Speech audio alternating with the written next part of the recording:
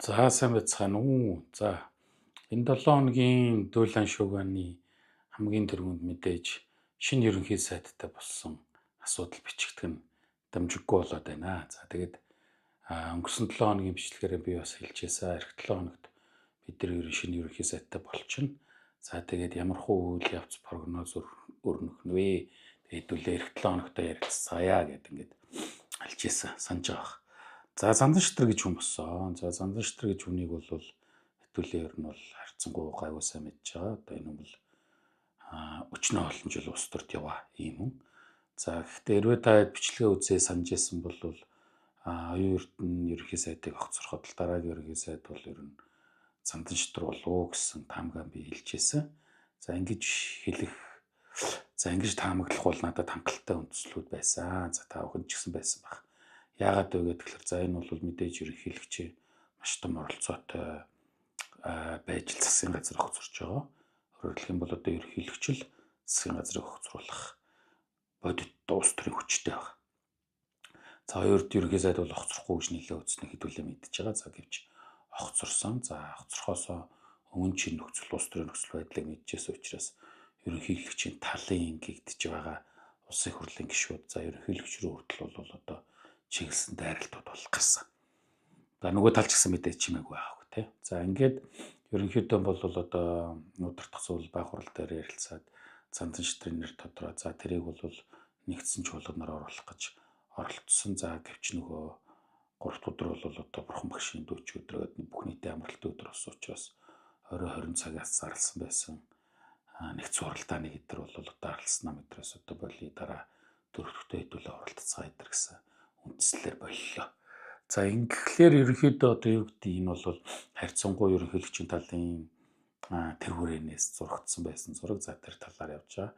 За тийм ч учраас одоо улс төрийн хүрээнд за зарим улсын хурлын гишүүд өдр ч гэсэн бас нөгөө бодит өрнөх ёстой явах ёстой зарчмаа мэдэхгүй байгаа учраас одоо ерөнхийлөгчийн оруулж ирсэн зандан шитэр даргаагаа хэтэр гэдэг тийм яриад. Тэгэхээр ерөөсөө бидэрт байгаа хууль эрх зүй ерөөсөө тогтсон стандартаар бол ерөнхийлөгч ерөнхий сайдын нэрийг төвшүүлж оруулж ирдэг юм ердөөсөө биш те. Энийг бол бид нар мэдчих хэвээр. За энийг бол одоо би ахиж яриад яваа. За гэтэл ингэж хүмүүс хэлж байна гэдэг чинь ерөөсөө ерөнхийлөгч ямар өндөр ролтой те яаж оролцсон бэ, юу болсон бэ? За эргээд нөгөө судлаачдын хэлээд байдгаа гэсэн Монгол улс бол одоо нэг юм 2 тэргуунтэй юм шиг юм төвөгтэй, ядаргаатай байдалд байдгаа гэж.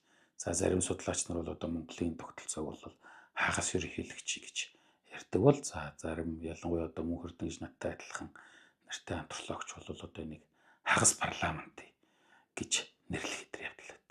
За тэгэхээр Монгол бол одоо 1992 онд парламентын засаг сонгосон ч гэдэм үү. За сая энэ 2000 оны үндсөөллийн өөрчлөлт. За сая 1923 онд одоо манай сайхан нөхдүүдийн хийсэн тэр сонгодог парламентын засаглал эдэр гэдэг бол өөрөө ерөөсөө шал худал тийм аргумент юм байна.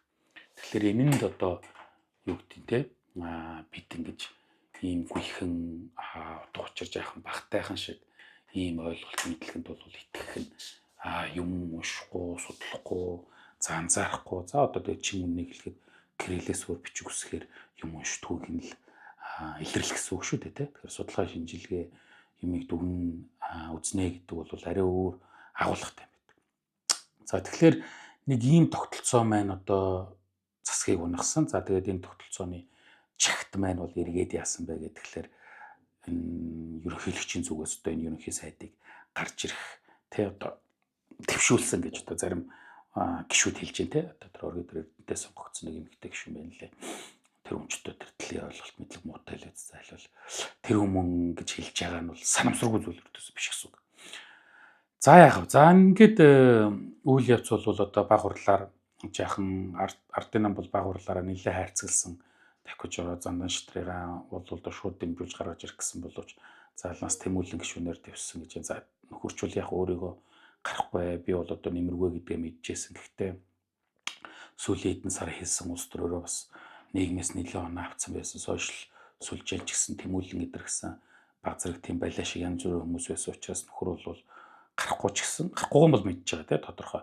Зүгээр ингэж одоо энэ өргөжлүүлж байгаа улс төрөө өргөжлүүлье гэсэн тооцоотойгоор л тэнд бол нэрээ төвшүүлж ингэж өрсөлдөж байгаа тийм. За тэрийгээ ч гэсэн бол намынхантаа болов уусгүй яагаад ингэж болохгүй гэж заалнаас уснаар төвшиж болно штэ нэ тэр гэсэн нэг ийм санаа юм өгч байгаа.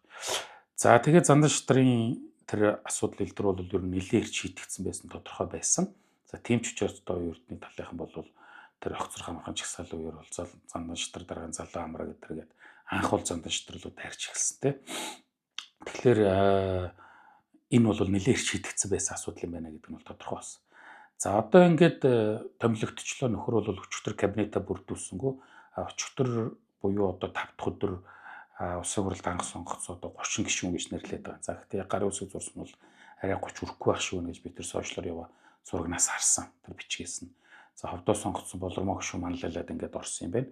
За тэд нар бол одоо өмнөх юунд томилогдохгүй гэдэг юм уу те өмнө засагт байсан сайдрыг бол одоо гулгуулж ингэж ахиж сайдар томилмооргүй байна гэсэн нэг юм өрнөс. За гэхдээ тэр гарын үсэг зурсан болоод тэр цуглаа төвлөлөөр явж байгаа зургаас нь харахад бол тэнд анх сонгогдсон гишүүд ихэнх нь боловч голдуу оюун эрдний талд үг хэлж исэн, оюун эрдний талд дуурж исэн гишүүд их байх шүү. За тийм ч учраас би бол оюун эрдэн намын дарга гэсэн нэг албан тушаалаа ашиглаж чагсаалтар оруулсан. За өөрийн найз нөхдөд гэж улс төр татж оруулсан хүмүүсийн бол одоо шин засгийн эсрэг сөрөг акц хийж байгаа болов гэж бодлоо. За энэ дотор мэдээж генсек амар баясгалангийн талынхан бол нэмэгдэж орно. За яагаад вэ гэвэл магадгүй оюун эрднийг огцруулахад эсрэг дуурж исэн янз бүрийн хүмүүс бол бас амар баясгалантай маргаантай мэтгэлцээтэй байгаа. За ялангуяа хуучин бол хууль зүйн сайд байсан их хоёр эдэр бол амар баясгалан бол байнга одоо ил цагаан тэр нэг компаниар нь бол илт ингэж хэлж яадаг. За энэ хоёрын хоорондын асуудал бол тийм амархан шийдэгдээд болцоо гэж бол бодохгүй байна. За тэгээд энэ нэг атакаас орж ирсэн. За тэгээд асуудал цаашаа өрнөх боломжийг ямар ч байсан өчигдөртөө бол хойшлуулчлаа. За тэгээ өнөөдөр маргааш хоёр бол амралтын өдөр учраас ирэх нэгдэх за чадахгүй цаашаа сунжраад зандан шатар бол одоо ямар нэгэн кабинетаа бүрдүүлэх тэрэ бол асуудал бэрхшээл нь бол шийдэгдэх болов гэж бодож байна. За мэдээж тэр 30 гишүүн гэдэг юм уу тэр болормоо гишүүний бичгэн дээр гарын үсэг зураг цаашаа явж байгаа гишүүд бол нэг сүрхий айхтар амжилтанд хүрээлэн сүрхий болчихно гэж бол бодохгүй байгаа. Гэхдээ хэд хэдэн яамыг бол ингэж онилж аваад сайд болохуц хүмүүсийг бол сошиалор нэлээд нүдэж байгаа. За ялангуяа соёлын яамыг тийм. За соёлын яамыг бол онцолж аваад боломжит кандидатуудыг нэлээд нүдэж байна. Босрлын яамыг бас нэлээд нүдэж байна. Тийм үү. Ингээд тэгэхээр энэ юу харуулдаг байгаа юм гэхээр хуучин гишүүд за тэр бүхэл хуучин сайд байсан хүмүүс болоод одоо сайд болох гээд зорж зүтгээд байгаа хүмүүс бол өрсөлдөгч нартойгоо нэлээд тогшиншрэг үзэлцэж байна гэсэн үг. За энэ бол маш ойроос дотроос гарч ирж байгаа. Тийм маш ойрхны ийм хүмүүс нь л нэг нэгэ нүдэж байгаа. Тэгэхээр энийг бол ингээ анхааралтай ажих хэрэгтэй. Гэхдээ энэ бол одоо тэгээд засгийн гишүүн томилуулахгүйгээр 7 хоногор ч юм уу 2-7 хоногор ч юм уу сунжруулах боломжтой тийм хүчин чадалтай эсэргүүцэл бол биш. Ямар ч байсан зандан шатар бол эх 7 хоногийн дунд гэхэд бол кабинетаа бүрдүүлээд ороод ирнэ. Энэ бол тодорхой байна. За гэхдээ миний таамгаар бол ер нь хуурч шулуус аавна хэвээр үлдээ. Албан тушаалыг бас сэлгэх бах. За гэхдээ бидний одоо сошиал медиа дээрээс хараад байгаа шиг ер нь 80-аад оныхон орж ирэх боломж бол одоо оюун эрдэнтэйгээ л ер нь багасчлаа. Яг бол оюун эрдэнэ үлдээсэн өв легаси гэдэг юм бол ерөөсөө юу энэ 80-аад оныхонд энэ залуучууд итгэж болохгүй нэ гэсэн нэг төрлийн легаси өв болчлоо л доо. За тэгэхээр харьцангуй 70-аад оны одоо тэр инх хоёр бэм цогт могт эдрэгээ байгаа те. Тэр зүгийнхээ эдэр бол ингэж үлдэх бий болох юм магадлал өндөрсчлөө гэж үзэж байна. За мэдээж ивсэн. За арцсан бол орохгүй болов гэсэн таамаг надад байна. Ягаад гэвэл ерөөсөө тэрийг идэвхтэй илэрхийлж өрсөлдөж ийм тийм эдэр гэсэн хүн бол алга. Харин нөгөө намууд болоод тэр эргний зориг за тэгээд тэр нөгөө намтай хоёрын ивсэл бол бараг орох болов гэж. Одоо хүн бол мэдээж хамгийн дөрөнд ч түүний тухай бол яриа тэргүй цаад болч бол хамгийн маа тослол үлэг явж байгаа. Гэж бол одоо бодож байна. За тэгээд бичлэгийн төгсгөлд бол одоо оюун эрдэнэ гэж энэ ерөнхий сайд Монголын шинэ үеийн түүхэнд хамгийн удаан засагласан хамгийн их төсөв мөнгө өрсөн энэ хүн ямар легаси үлдээх вэ гэдгийг нэг товч дүгний та бүхэн ч гэсэн комментароос үлдээгээрэй. Үнэндээ энэ оюутны өв шүү легаси шүү гэж хэлчихмээр юм бол алга өв легаси гэдэг нь эерэг зүйлийг ярьдаг шүү. Түүнээс ч одоо юм уу муухай онцгүй байсан те одоо энэ татвар таксыг нэмсэн, ард түмний амьдралыг доройтуулсан тийм. За үндэстний өрөнгө түнгүүдээ хэлтүүд нэгээр хэлж доромжилж гоочилсон. За өнгөтэй өттэй байгаа бүхнийгээ татан буулгаж янз бүрийн хар пиар, элтвийн муухай юм хийж ингэж явсан.